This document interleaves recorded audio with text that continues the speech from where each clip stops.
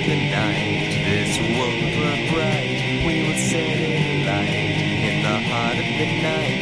In the heart of the night, this world will burn bright. We will set it alight in the heart of the night.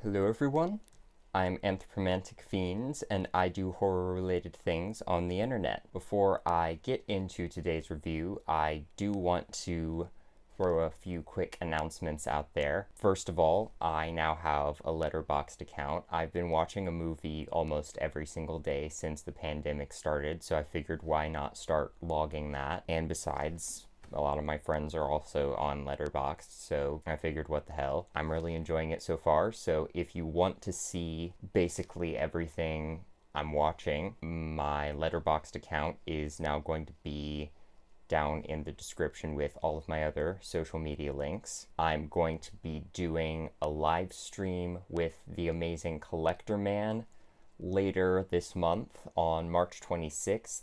We are going to be watching what I consider probably my favorite movie of all time, which is Beetlejuice. Collector Man has actually managed to enlist Beetlejuice to do the promo video for the live stream, which is pretty impressive. So if you want to check that out, I'm going to link it in the cards up here. Also, I just did a collaboration with NSC Campos, who had me as well as Everyday and Adventure on his channel to discuss some of our favorite horror movie villains. So I'm going to link that video up there as well, because I had a lot of fun doing that. Today, I am reviewing 976 Evil. This movie came out in 1988, and it is directed by the one and only Robert Englund. He also directed Killer Pad and 2 episodes of Freddy's Nightmares, but of course he is best known for playing Freddy Krueger in the Nightmare on Elm Street franchise, and he was also in the 1989 version of Phantom of the Opera, which everyone seems to love. I need to check that out. And 2001 Maniacs. This film stars Patrick O'Brien, who was also in 976 Evil 2, I Saw What You Did, and Relentless. Sandy Dennis, who has been in a lot of different things, but some of her more genre-oriented roles include this film as well as Parents, God Told Me To, and Something Evil. Stephen Jaffries, who is probably best known for his role in Fright Night, and has also been in New Terminal Hotel and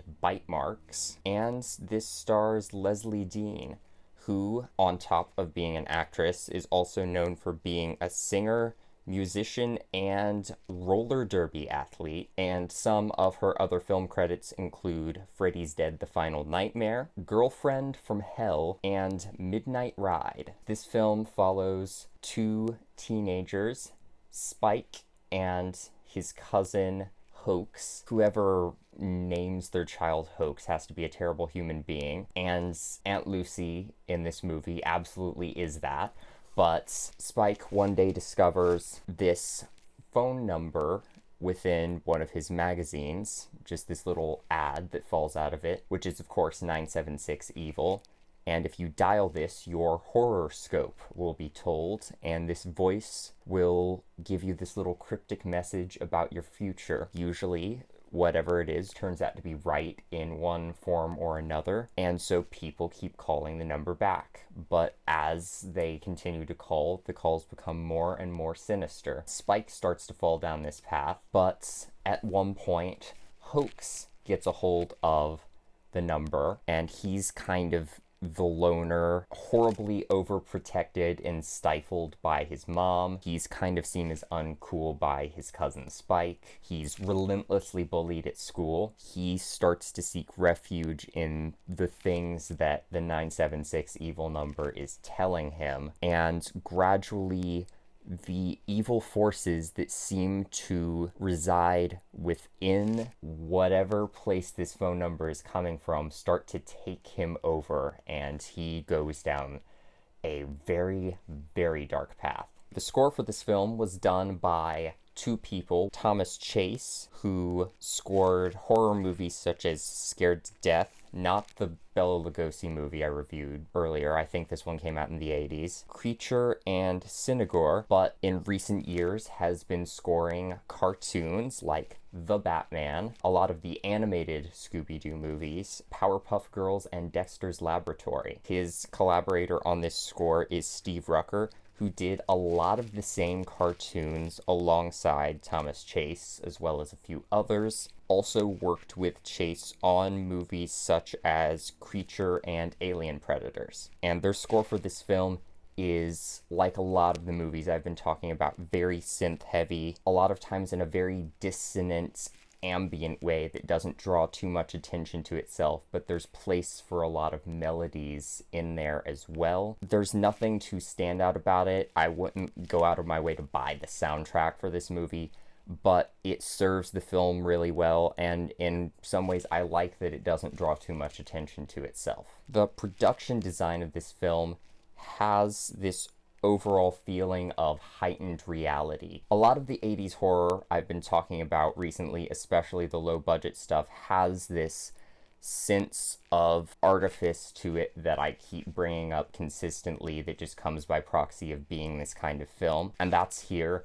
But I think it is there even more so in this film, and they're using it to their advantage to create this feeling of unreality. There's this really dramatic, stylized cinematography, very unnatural lighting, a lot of the neon Argento-esque lighting I've talked about before, and some very over-the-top costuming in some places. A lot of the teen characters look relatively normal, but characters like Aunt Lucy in particular are very over the top in their costuming, and as a matter of fact, it's mostly her.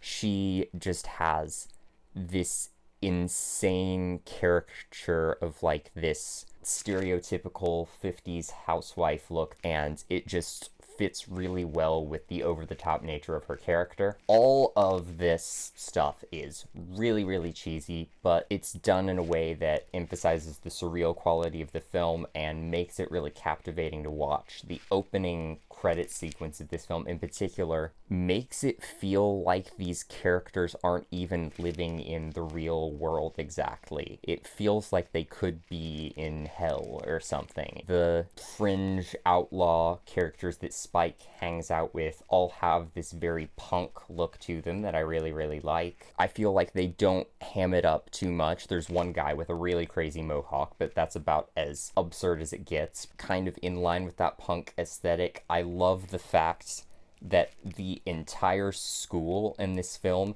is basically coded in graffiti, especially the bathroom.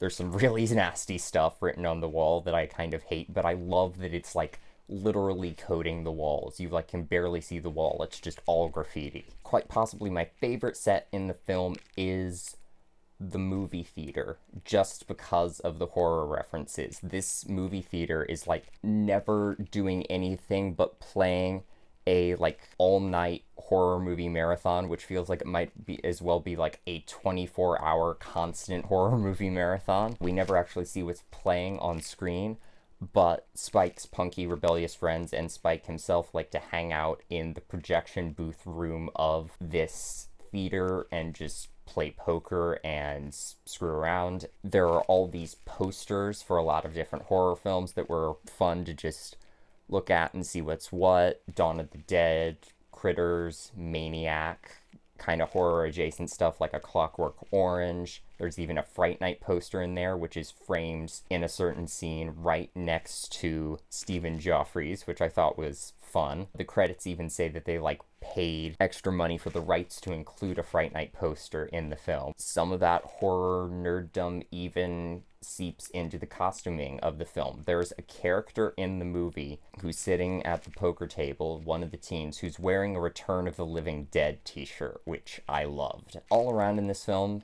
the acting is pretty solid. Patrick O'Brien as Spike doesn't emote a lot. When he does, it's pretty intense, but he kind of just has this hardened, tough guy attitude to him. But because of the context of the character, you kind of get the sense that he's got this rebellious screw you attitude, but he's still somewhat down to earth and sensible. He's a very likable character for that reason. There's something a little bit sad about him as well. He's kind of been going through these financial ups and downs, probably because he's gambling way the hell too much, but he's definitely got some demons that he's not letting out, but you can kind of sense that they're there. Hoax as a character is amazing. He starts out as kind of this background character who you see as dorky but friendly, kind of seen as uncool by everyone and picked on a bunch, but kind of trying to smile through it and trying to kind of smile through all this stifling overprotection that's bearing down on him from his mom. There's that melancholy underneath there that you sense from the beginning, even more so than with Spike, as well as this really creepy kind of perversion to him, which you kind of chalk up to like being sexually repressed by the kind of upbringing he has, I guess, but it kind of comes out in really nasty ways later in the film. As the film progresses and he becomes more and more attached to the 976 evil number, his mannerisms become a lot more aggressive and creepy, and that middle section between him being the picked on loner he was at the beginning of the film and going full throttle insane is probably the creepiest stage, because he's just in that in-between state where he's still sympathetic, he's not really sure what to make of what's happening to him or what he's doing, but he's full of this demonic rage that is very creepy to watch. In the final act of the film, minor spoiler alert, you probably realized this already, but he just goes full slasher villain, and he is just so full of himself, and I love it. He's wearing sunglasses at night, he's spouting constant one-liners, none of which I'm going to spoil for you, and he is just a blast to watch, while still having this element of menace. I just think he walks the line between funny and creepy really well, which may have carried over from Robert Englund's direction and him having played that kind of character so many times. I don't know. And Sandy Dennis as Aunt Lucy does an amazing job of portraying the actual worst overprotective parent slash nosy aunt. She's this total stereotype of the worst ultra conservative and she's like the worst stereotype of this horribly conservative evangelical Christian relative who's gonna burn all your heavy metal CDs, but she plays it to the hilt in such a hammy way that she steals almost every scene she's in. She's only rivaled by Hoax in a few scenes later in the film, but otherwise every scene she's in, she just steals the show, and she's awful character-wise, and I want to rip her throat out, but she's playing the character so well that I kind of love it at the same time. Another one of my favorite characters in this film is Susie. She's Spike's girlfriend at one point in the film, but kind of breaks away from him and does her own thing. I wish she was a little bit more developed. I wish she got more screen time in this film, but for the time she was on screen in this film, I loved her. She has this amazing attitude and playfulness and strength. She's really down-to-earth feeling in this huge cast of just crazy, over-the-top douchebag characters, and yet she's still got these fun quirks to her at the same time. There's a detective character who comes into the film at one point to investigate the 976 number.